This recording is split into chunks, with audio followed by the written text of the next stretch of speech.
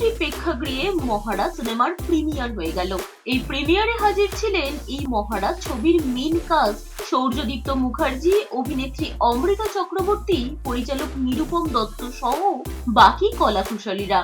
আমি বারবার করেই বলি যে দর্শকদের কাছে আমার একটাই আবেদন যে আমরা আমাদের কাছে একটা গল্প ছিল, সেটা নিয়ে আমরা একটা ছবি বানিয়েছি। We have filmed it, now we have a film ready. এবারে আপনারা যত আসবেন, আপনারা যত দেখবেন, তবে গিয়ে এই সিনেমাটা পূর্ণতা পাবে। কারণ এটা সিনেমার ইনসেপশন থেকে তার সিনেমা হলে চলা এবং দর্শকদের দেখা, এই গোটা জিনিসটাতে একটা সিনেমা পরিপূর্ণতা পায়। তো আপনারা এসে দেখলেই তবেই এই সিনেমাটা পরিপূর্ণতা পাবে। এবং আপনারা দেখুন এবং দেখার পরে অবশ্যই আমাদেরকে জানান কেমন লাগলো না লাগলো। টলিউডে একেবারে কয়েকজন নবাগতদের নিয়ে একেবারে আস্ত একটা গোটা সিনেমা তৈরি করেছেন পরিচালক নিরুপম। প্রায় 8 বছর পর গতকাল মুক্তি পেল তিল তিল করে বড় করা মহারাজ সিনেমাটি।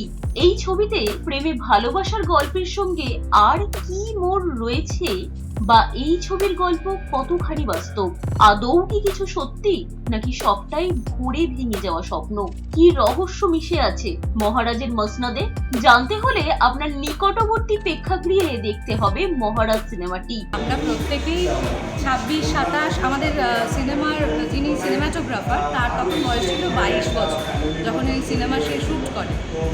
সেখান থেকে আজকে আমি 26-এ মহারাজ করেছি, এখন আমার 34। ফলে এই পুরো রাস্তাটা যতটা না খাটনির, যতটা না কঠিন, তার সঙ্গে জীবনবোধ খানিকটা জড়িয়ে গেছে। সেইটার ফলে মহারাজ আজকে অনেক বেশি স্পেশাল আমাদের কাছে। ডিরেক্টর সাহেবের ব্যাপার সেটা হচ্ছে তিনি 8 বছর ধরে, আমরা যদি বা অন্য যে কোনো কিছু নিয়ে কথাবার্তা বলেছি, ভেবেছি, তিনি এক মন এক কানে এটা নিয়ে পড়ে আছে। তো এবার মাথার এতটা জায়গা মহারাজ চেপে বসে আছে, সেই সিংহাসন এবার ওনার, এবার মাথাটা ফাঁকা হবে, হয়তো সে কথাই বলেছে। মুসাফির স্টোরির প্রযোজনায় মহারাজ সিনেমার প্রধান দুই চরিত্রে অভিনয় করতে দেখা গিয়েছে অমৃতা চক্রবর্তী, সৌর্যদীপ্ত মুখার্জিকে। এছাড়াও এই ছবিতে দেখা যাবে গৌরব মুখোপাধ্যায় সহ আরো অনেককে। এই ছবিতে গান গেয়েছেন মেঘাশ্রী পাল। বলরামের রিপোর্ট, এস নিউজ।